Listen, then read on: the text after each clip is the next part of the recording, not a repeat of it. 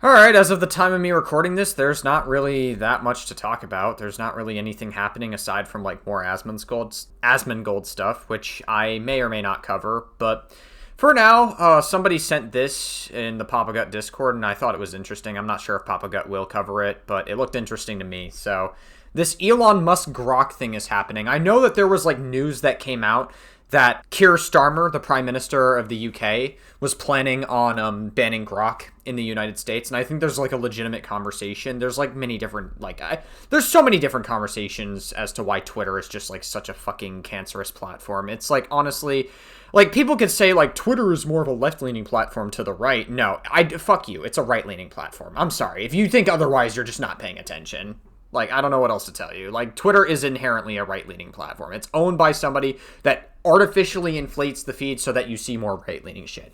Twitter is a right-leaning platform. It's also, I would say, responsible for a lot of the radicalization we see today. Like, Twitter is fucking rampant with its radicalization and disinformation, but yeah, I don't know if that's part of this particular conversation. I think specifically what it was, you can even still see the old Twitter logo up here. That's fucking crazy. But, this particular conversation is about deepfake abuse because of Grok. You see, I remember, like, sometimes you scroll through and then you could be like, hey, at Grok, undress this person, and Grok will literally give you an image of that person being undressed. It's actually, like, kind of insane how, like, rampant AI is, and Grok seems to be, like, the most unfiltered AI, with very little regulations, so I guess like the UK finally decided to do something about it. I think I could be wrong, but I think Singapore or Indonesia, one of those like Southeast Asian countries, is planning on also banning Twitter. Yeah, I mean, I guess we'll just have a look and see what this is about. This is from Channel 4 News, I believe. It wasn't subtle. Elon Musk said let that sink in as he promised innovation, but could it end in something far darker? Oh, never mind. This video was from 2022. That's why the Twitter logo's still up. That's when Elon Musk is just like settling into the new Twitter office. Okay, never mind then. Grok, the artificial intelligence tool on Musk's platform X, is under fire after people discovered it can be used to create nude images, including of children.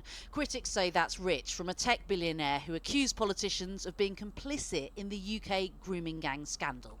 Which is very ironic because Elon Musk is very synonymous with Trump, and he was the one that leaked out that Trump was in the Epstein files and was buddy-buddy with him, so it's very ironic that you decide to be buddy-buddy with somebody who is seemingly a legitimate pedophile if it benefits you. So, that's very interesting. That's how Cruel World Happy Mind would label it. It's interesting. No, but on the real, though, like, the fact that Grok is unfiltered, like, I would say it's, like, one of the most unfiltered AIs, like, because, like, if you use ChatGPT or Copilot or Google Gemini or something, like, they have regulations. Like, generally speaking, if you bring up, like, serious topics, like, I don't know, like eugenics as an example or something like that, or, like, anything else, like white supremacy or, like, all that stuff, they warn you that it could violate, like, usage policies or whatever. They, like, let you know. So, I think it's important to bring that up just for context. When it comes to like Grok, I mean, literally not that long ago, there was like a story that made the news on that like a mother was driving her kid in a Tesla, a 12-year-old, and Grok legitimately in the Tesla asked the 12-year-old to like send nudes or something. I'm not even kidding. Like that was something that Grok legitimately asked it, and yeah, it seems like there's a lot of work to be done with Grok in particular, and Twitter as a whole, quite frankly. Like, I think Twitter just needs, like, a massive overhaul change, because, like, it's just, like, the right-leaning shit on that platform is fucking just, like, so out of hand. Built to rival the likes of ChatGPT, Grok includes features which strip people of their consent. After a massive backlash, X restricted Grok's editing tools to paid users only. The UK government said today the platform could be breaking the law. I think it is insulting to say that you can still access this service if you pay for it. So Ofcom should use the full powers of the law that Parliament has given it.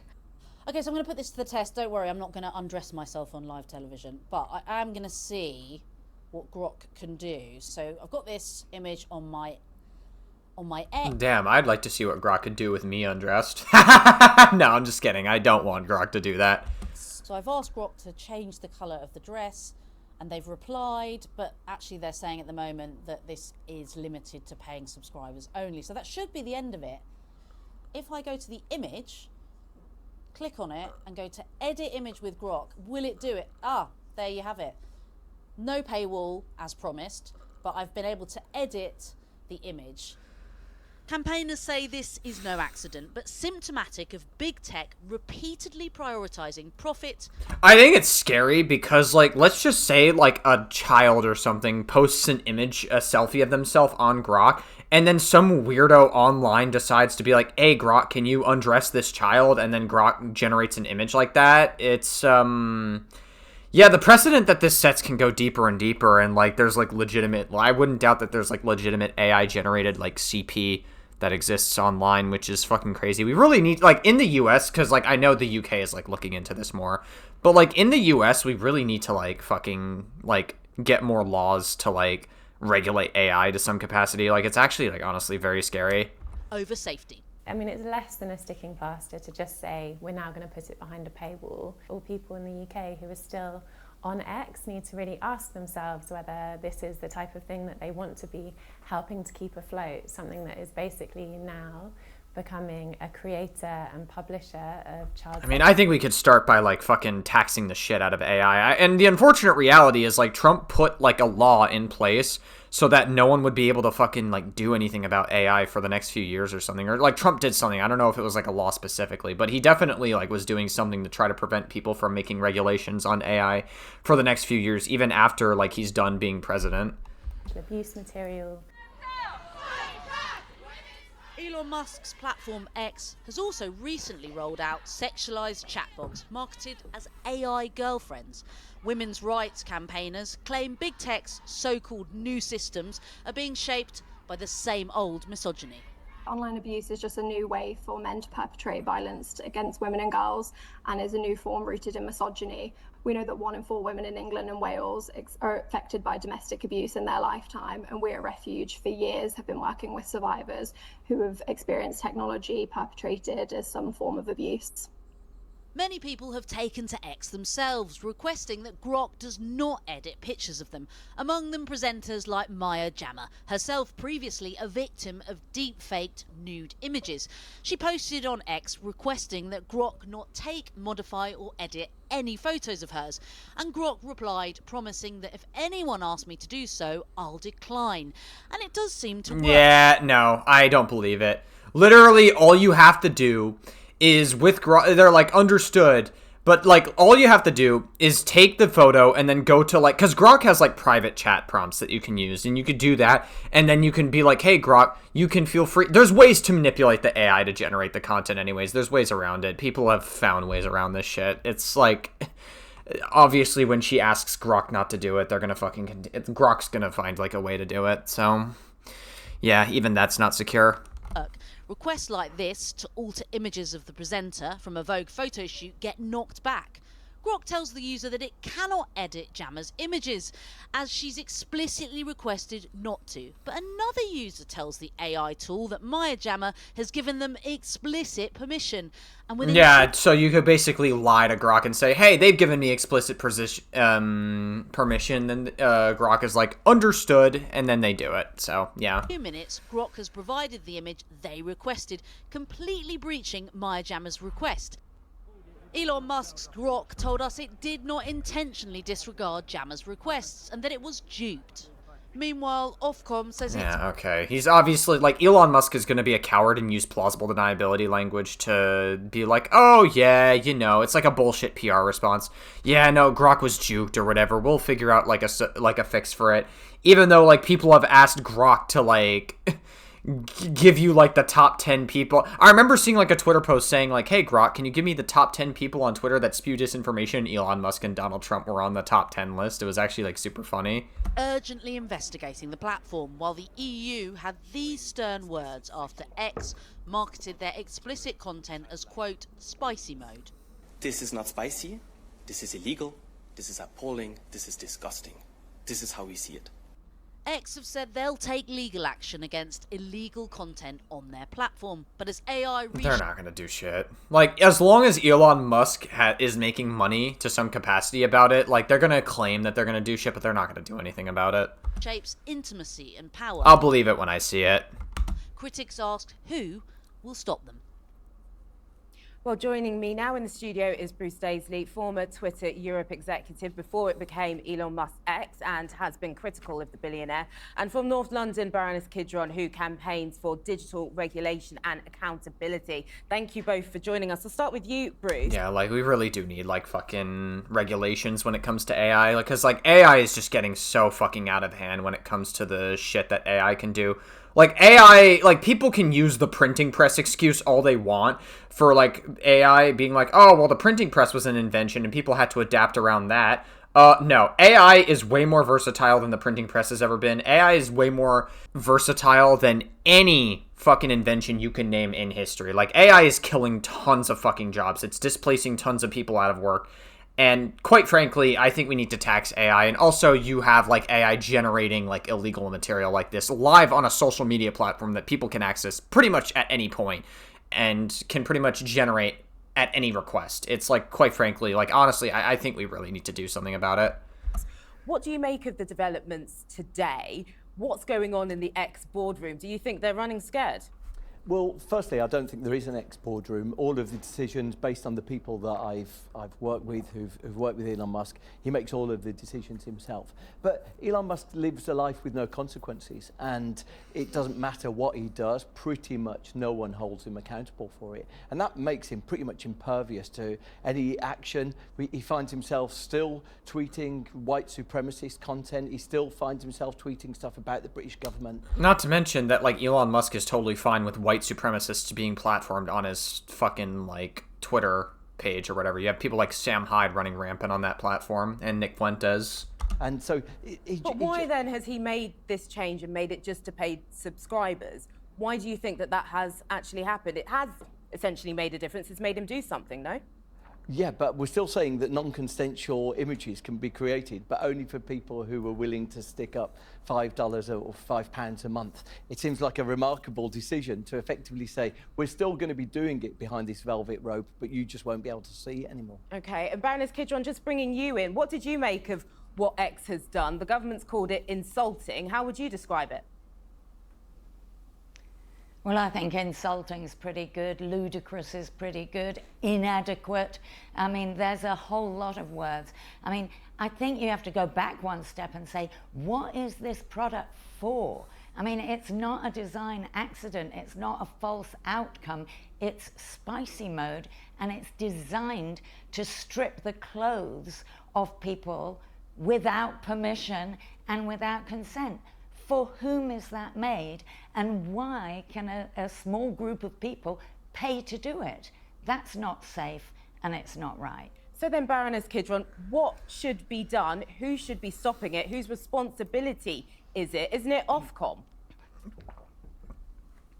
I think there's a couple of things. I mean, there is legislation in place. We've heard from Ofcom, we've heard from government. I think we need to really, like, have a conversation about how, like, countries in the other world really, like, outside of the US, I mean, because I live in the US, how countries outside of the US are just able to, like, fucking, like, get on top of this shit, like, way faster than America is. And even then, they're still a little bit slow on, like, adding regulations on this, because America is, like, far from perfect. We're so slow on catching up with, like, laws just, like, anywhere.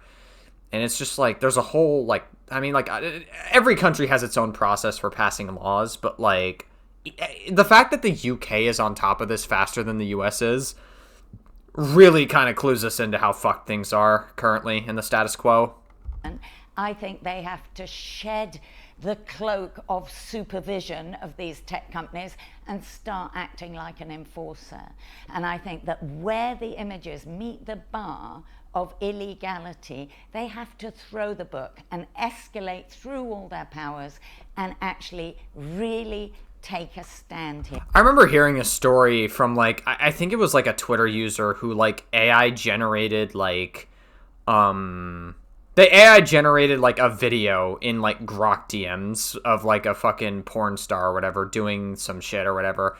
I still think that's like wrong to some capacity, but like I feel like in that case it's like, I don't know, like if it's a porn star, like I don't think it should like follow them for the rest of their life. I think it's like a little bit weird, but you know, I think it would be, the point I'm making is that the precedent that it sets is you could sexualize people without their consent. I'd be more outraged if it was like somebody who, like a Twitch streamer or something, that where you sexualize them without their consent or whatever. I feel like that would be a little more disproportionate. But I mean, again, like I feel like the precedent that you could just AI generate any porn in general is just like a very like scary, slippery slope that we probably shouldn't allow either way. Obviously, there's like nuance to it, but still, I feel like that's just like interesting, like something like interesting to bring up, because I think it opens up like a very not so black and white conversation about like, oh, okay, well, if they're sexualizing themselves anyways, it's like, at what point is that like, you know, if you make another video of them that probably you could find on the internet anyways, like, you know what I mean? Like at that point, it's like, oh, okay, maybe there's like I'm not trying to like justify it, just to be clear. Like, I'm not saying that you should be able to make AI generated videos to sexualize anyone you want,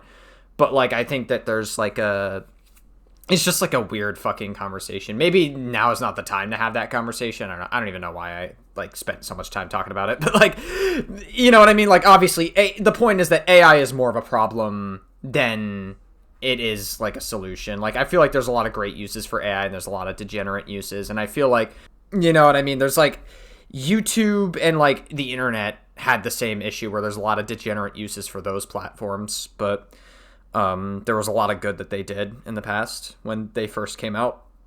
Yeah, they got the backing of government, they got the backing of public, and they've got the law. There is nothing to stop them. But there is another issue, which is not everything that is online is illegal. It is not illegal to put someone into a bikini. It doesn't reach the bar.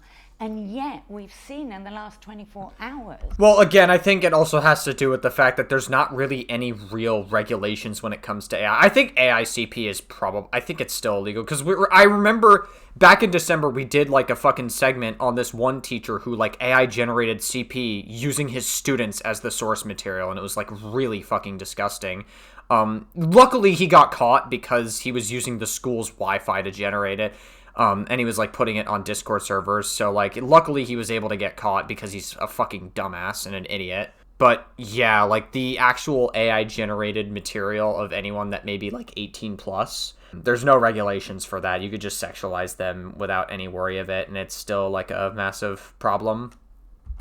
That the ICE victim, Renee Good, was put dead in a bikini. So that is not allowable in our cultural terms. So I think there is something else again. The fact that somebody even like asked Grok to generate that is also just like very tone deaf. It goes to show that like people just view life as like a video game and their like personal toolbox, and not like actually taking life seriously. People have gotten way too detached from reality. And I was interested to hear the words, you know, that Elon Musk is unaccountable. No one can get at him. And I think it might be time for all of us to just leave X. Bruce, should we all leave X? Would that just make the difference? Is anything that we can do, that Ofcom can do? They have said recently, you know, in the last couple of hours. If that's like the only way that they can fight it, then that might be the only route. I mean, it's not like they can make regulations when it comes to AI. So if the next best thing would be to like fucking ban Twitter and then just like completely have that be the protest against Elon. As we made contact with them on Monday, set a firm deadline. They're now undertaking an expedited assessment. Is that good enough? Well, the Molly Russell Foundation says that Ofcom are unnecessarily slow and excessively cautious. And the challenge we've got right now is that the government aren't willing to sort of grapple this themselves. They're too scared of having Elon Musk's troll army turned on them. And so Keir Starmer and the government are effectively saying, well, why have a dog and bark yourself? Ofcom, in return, are saying we're not a dog. And typically, if you look at how they've interacted with GB News' breaches, they pretty much don't have the capacity to act with the speed that I think the public and people out there expect. Ofcom just aren't fit for purpose. But they do have the powers. Essentially, they could take, you know, 10% of X's revenue, or they could ban X. Do you see that happening in the UK? what's really interesting is what's happening elsewhere. So firstly, we've seen that the only time that Elon Musk does respond is when Brazil stood up to him and banned the platform, only for a month, but it strongly produced a reaction. In addition, President Macron said on Monday, I think the thing that is the most important here, he said, why are we allowing a foreign billionaire to interfere in our elections? And I think that's the critical point. We're giving him the grace that, because he's been a big donor to the American president, we're giving him the grace of not challenging him directly, and he's having an impact on our democracy. Right, Baroness Kidron, just briefly to you, should we ban X in the UK? That would be unprecedented. I think that we should do a suspension of service unless it changes its design. And I do agree with Bruce that we have a moment here in which we've got to say, is the US domination of the information space, with all the conspiracy theories, all the extremism, and all the lack of accountability? Right, so it does go into that conversation. I mean, I was wondering that specifically because of the fact that, like, you know, Twitter is like one of the worst places when it comes to radicalization and just like what Twitter allows. It's honestly like a fucking cancerous cesspool that it's just like Twitter is like one of the worst social media platforms when it comes to disinformation and like just like conspiracy theories and just like a bunch of like disinformation and like radicalization when it comes to right-wing politics. How we want to run our democracies here in Europe. It's fucking crazy, but still a very important conversation nonetheless.